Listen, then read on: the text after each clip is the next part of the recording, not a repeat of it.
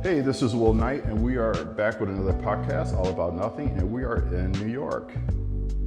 So today we are joined by one of the famous artists in New York, Nathan Hall. How you doing? I'm doing good, thank you. So tell me about yourself.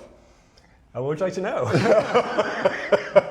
Yeah. So you're an artist. Yes. And Painter. you have very beautiful artwork. Yeah. And I first noticed his artwork in Chicago at a gallery, Victor's Gallery. Yeah, Gallery Victor Armendariz in Chicago, right? Yeah. In River North. And you had a exhibit there. You have an exhibit there. Yes, I have a show called Undercurrents that's open for another week. It's been running all summer and it's gotten a lot of good reviews and whatnot, so it's been really exciting. It's a great show, great art. So tell me about the process. Like, how did you get to New York?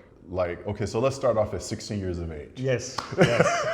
So 16 years of age. I'm from Connecticut originally. Okay. And I was doing art from incredibly young age. I happen to be good at it. Okay. I'm not sure I respected it much. I just kind of was good at it, and my mom noticed it and got into a lot of art programs and art school, or just art classes and whatnot. Okay. And at 16, I was doing pet portraits for people. Really? Yeah, pastel pet portraits. Had a little side business going on. All right. Yeah. So if those people still have those pet portraits, Yes. I mean, my name's on it, so they're worth something now.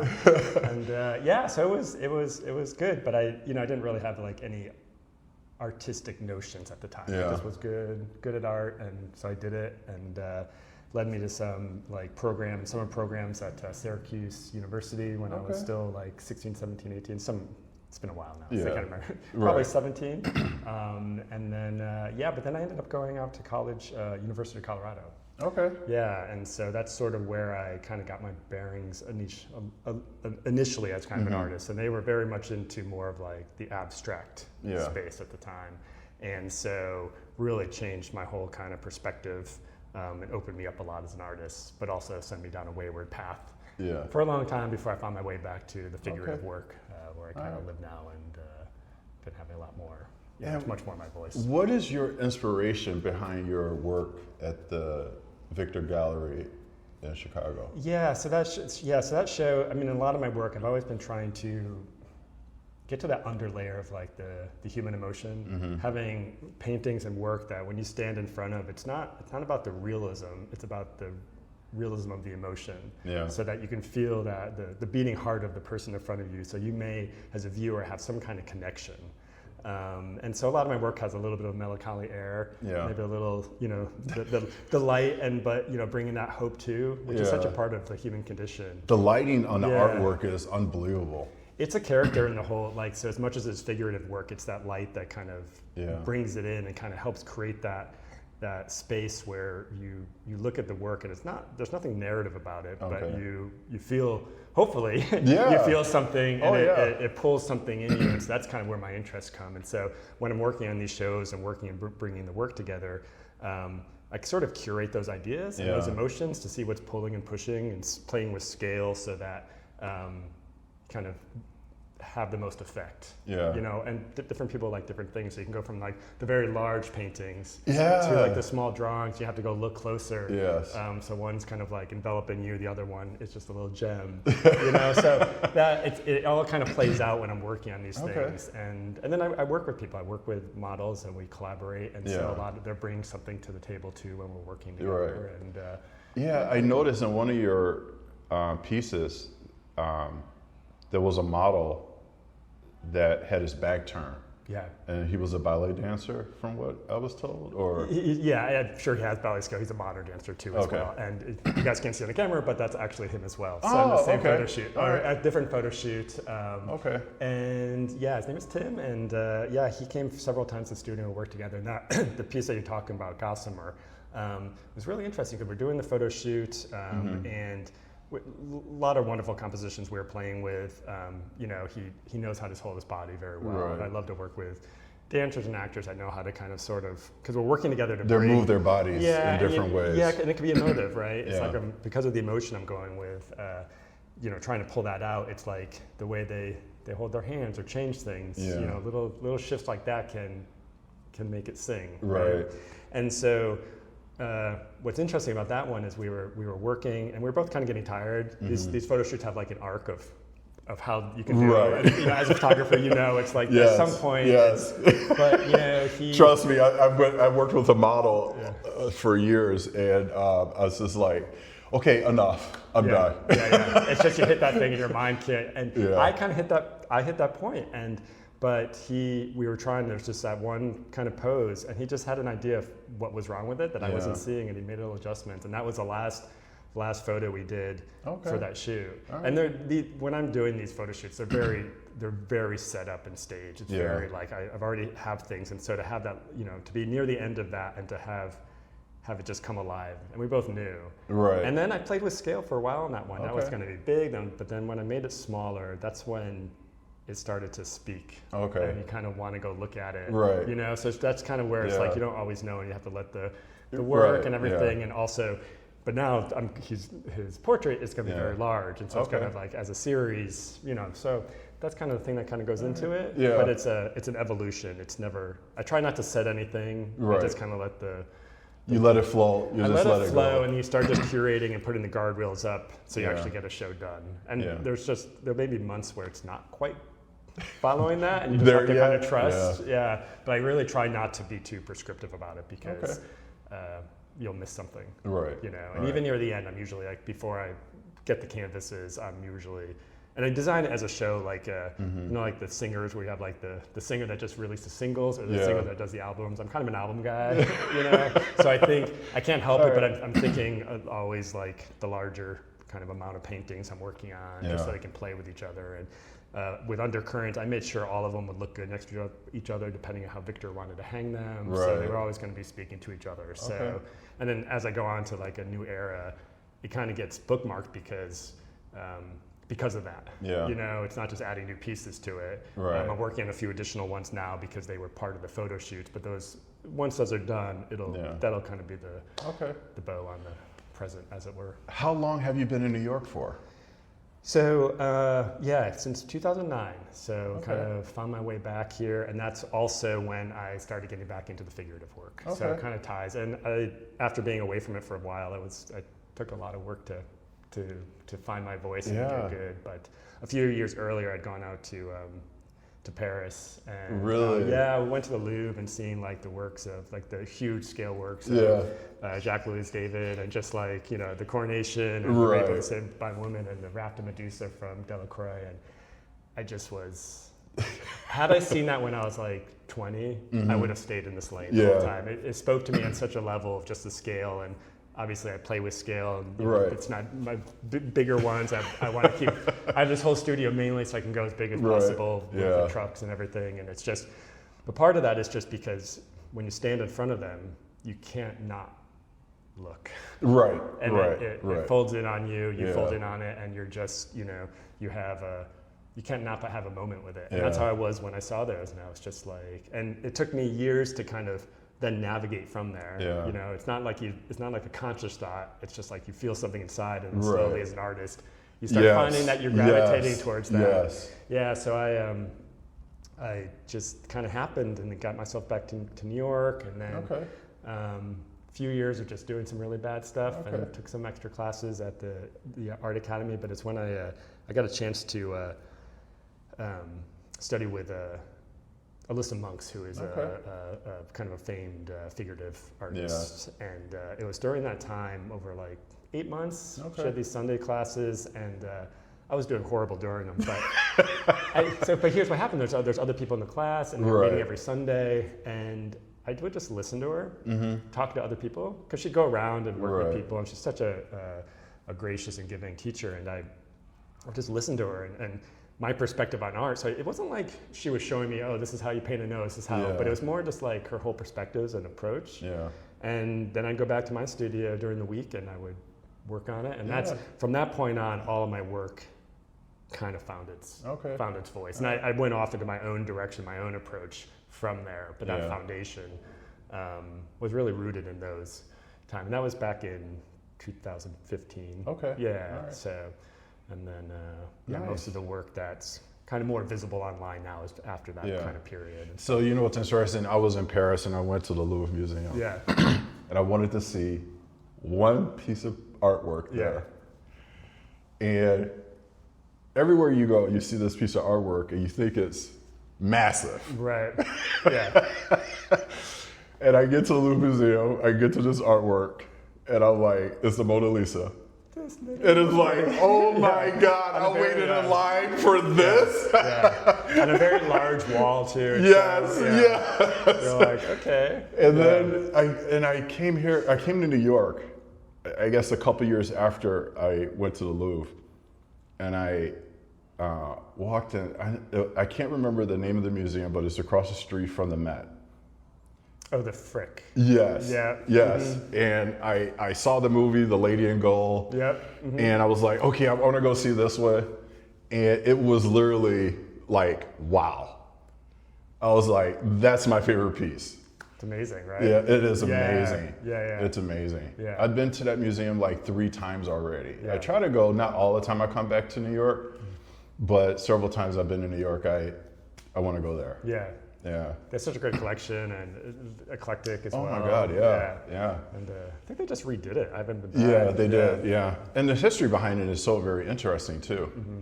So tell me about, like, how did you go from, like, in your exhibit, you have large scale, and then you have medium scale. Yeah.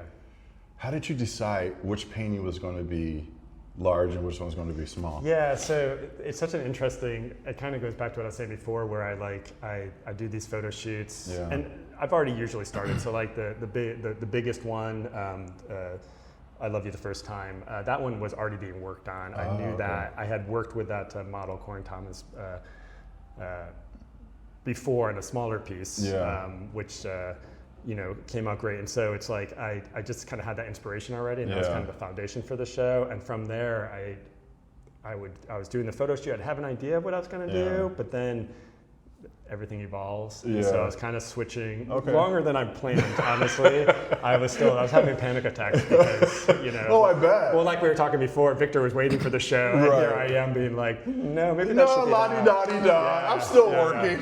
So I even actually had the canvases ordered, all the different sizes, and I wanted an eclectic kind of range, both for the gallery to work with, for just from the commercial side of people being able to. Some don't have the space for a massive painting.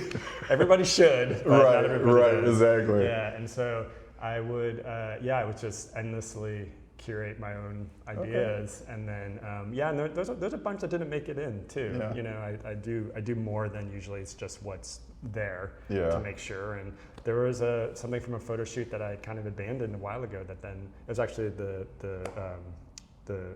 sole woman in the show. She's beautiful. So beautiful. She's beautiful. Yeah. And that was from a while ago. It almost ended up in a previous show, but I struggled to paint it at the time. And I was one of those, when I added it to the show, if I had told someone I was adding it that knew anything about the struggles I had with that painting, they'd be like, "No, you're not." And I'm like, but I was just like, I don't like to lose, and I was losing on that painting, and so it was such a victory to like have it turn out amazing, and just kind of color story wise and the vibe just really added to it. And so I save a lot of those things that don't quite. The color actually, I think, complemented her eyes. Yeah. Which was just, you guys have to go to Victor's gallery. You have to see it. It's absolutely beautiful. Yeah, and that's kind of like the whole color story, all that kind of thing. And what I loved about how Victor was able to hang it and how his space is, you can walk in and you could feel the whole vibe of all the pieces. Like it feels like a cohesive thing. And if other spaces, if depending on how you can't quite see everything at once, you might miss that. Right. And I think that kind of evokes something in you when you feel I don't know, just feel the artistry that's kind of gone into it, that thought, and how they tie together. Yeah, when I looked at it, it was just like, that's a lot of work. It was. That's a lot of work. It was like the smaller the print was that's a lot of work. Because the color, her eyes, her skin tone was like, it was flawless. And then you got that shadow. Yes. That's what previously had given, like doing that kind of really deep shadow work and still make it believable. You can only go so dark, and black reflects, and just like you can only go so much with the whites and light. You're never going to get what sunlight is doing. But by tricks of the trade, Yeah. you can start mimicking it, and that's what the Impressionists did, and that's where it's like I was hugely influenced by them because of that aspect. So I might have this more darker range and more dramatic range to pull at that emotion. Yeah. But it's still those tricks of being able to create the shadow to recede, and on her, it's so dramatic that it's like it took years for me to be able to get to that point to do that. Wow. And I will say, I didn't struggle with it at all. It was she was a victory lap, you know. So I was pretty pleased with that whole painting. So tell us about this piece of artwork here. So this is Brandon Washington. He's a dancer, and actually, I believe him and Tim are friends. Okay.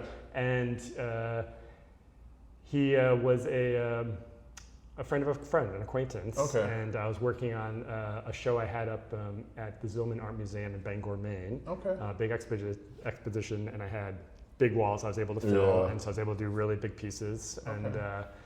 And I had this kind of pose planned, and he came in and he just elevated it to... He was like, no, forget what you're thinking. This is what I'm thinking. I'm like, maybe do something like this. And he's like, nah, I got this. And what's interesting is he's, you know, there's certain ones I don't want to like let go of. And this is one of, I very much love this painting. Yeah. And I just recently put it up because the show's over in, off in Chicago, and I have these empty walls, and I'm working on new pieces. You guys can't see it, but it's behind. There's a bunch of pieces I'm working on, and I pulled them out, and I just was like, that's a good damn painting.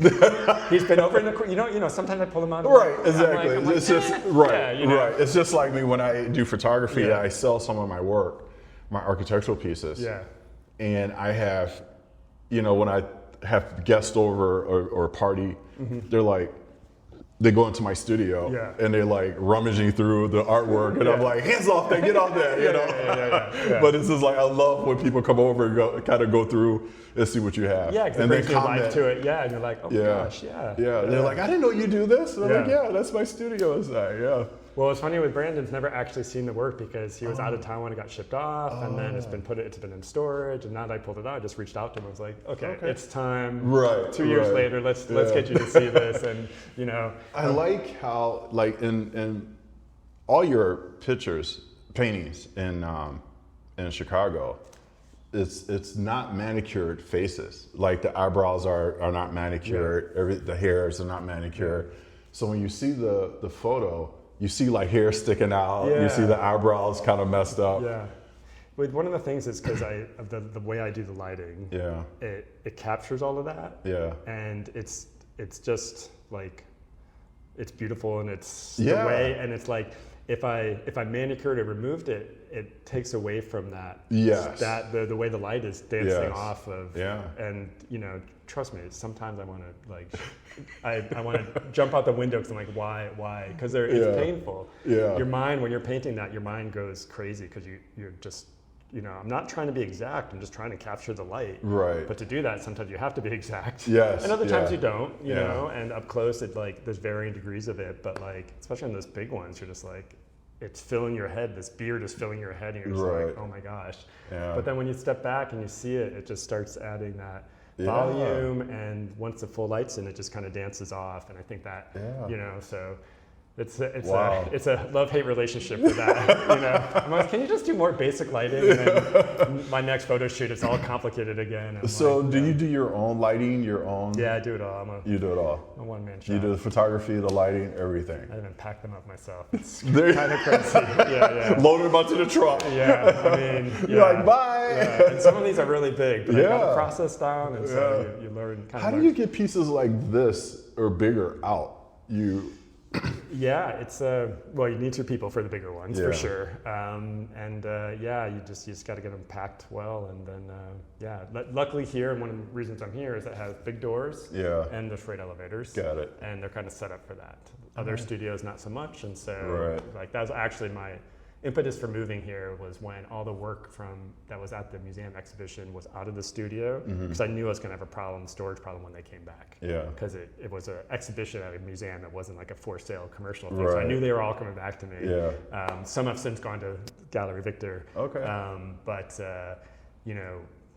I still have some of them here. This is why this guy's here. And so, when I was looking, it's like tall doors, tall ceilings. And so it was more like the logistics Yeah. of being able to support it. Right. Because it does become a problem. The size. Oh, I bet. Yeah. I bet. It's, yeah. So what are you working on now? Tell our audience, what are you working on now? Yeah, so there's two pieces. So, while I was working on undercurrents, there's a lot of other compositions I'm working on that kind of get curated out. And these two pieces were both sort of part of the overall curated part, but they were done actually.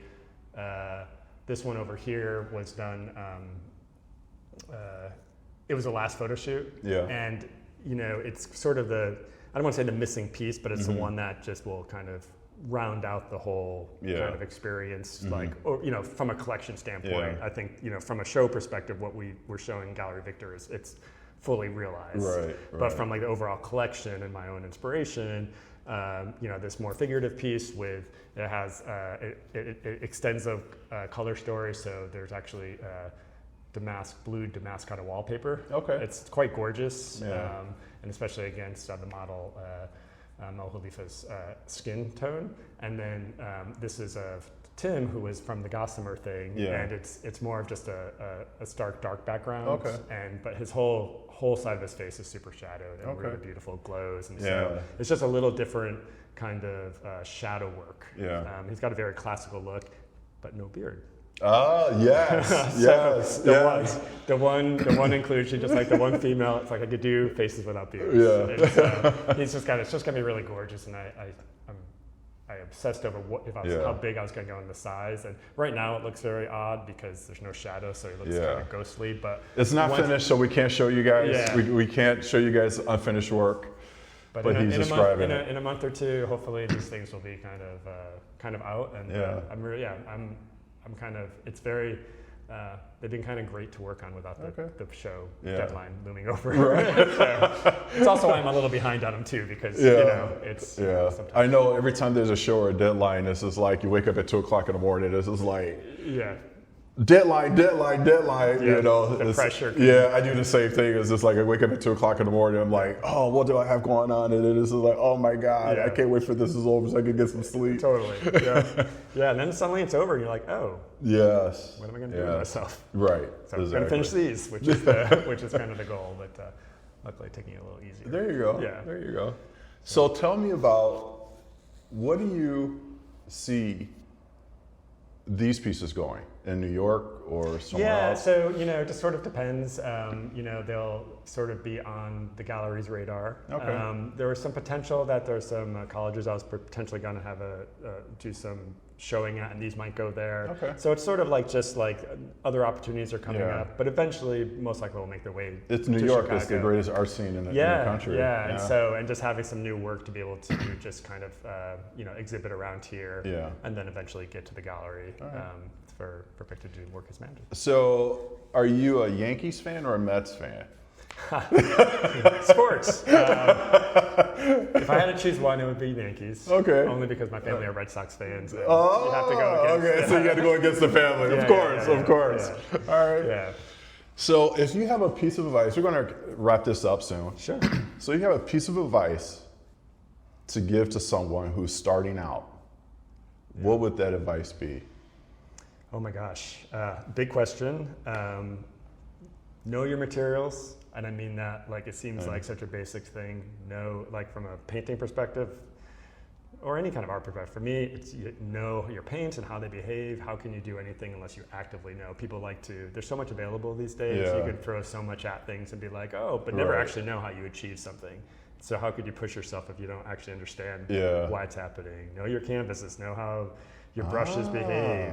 Like, just know that. You're gonna have to experiment. It's gonna take time, but like the end goal is to actually know, not always be switching, so that then you can refine and become very good at it. Some of your brushes cost more than my shoes. I mean, and you go through them. Yeah, you go through them. But I work with a fairly limited set of stuff because I know it really well. And then know your foundational stuff. Know how to colors mix, and it's like I know it sounds all basic. Yeah. And then the best one is just you kind of find your voice and your way of working. Take it all in from mentors and other people, but like you will never be that other artist. You can only be yourself. And so find what that is. There is just so many artists I love, and I just adore their work, and I would never be able to do that. It's not just about ability, it's about temperament. Yeah. It's about the amount of time you have, the amount of space you have, and just leaning into the reality of that and leaning into who you are can create amazing stuff. And for me, I actually, for a long time, even when I was working the figurative stuff, I was still trying to make it more abstract and stuff. It's actually when I went more into the realism thing, which I honestly was very much trying not to do. I thought it was a little bit at the time of a cop-out. And the more I did, the more I realized that was the space where my artistic instinct and intent really lied. And once I sort of owned that's who I am, you know, and was able to bring in those other influences of like some of the thicker paint and like, again, like you were saying, everything's not perfect. It's, you know, and really leaning into the whole, you know, emotion. And I like to say like you know, I know I'm working on these elaborate photos that I take and I'm trying to capture, but what I'm trying to capture the emotion that me and the models collaborated together. Right. And I like to say it's like you know, like if you're translating a novel from French to English or English to French, and you have to use different phrasing, but you're still really trying to evoke that the same thing the author wanted. That's sort of what I'm doing with the work when I'm translating from that initial photography work. Is I'm not trying to be exact, but I am trying to be true to it. And so a little different color here, a little different way of approach, but still pulling on that. And then at some point it becomes its own thing. And that's when it's kind of really exciting. All right. So anyways, trust yourself. I mean, there you go. Kind of lame, but literally no one else is going to, so you kind of need to. And where can people find you? You can find me at nathanbradhall.com or on Instagram at nathanbradhall. All very straightforward. All right. I actually saw his show and I was like, I need to stalk him on Instagram because I want him on my podcast. And here we are. And here we are in New York. So thank you very much. Of course, it's been amazing. All right. Yeah. Thanks. All right. And that's it for All About Nothing. See you guys next week.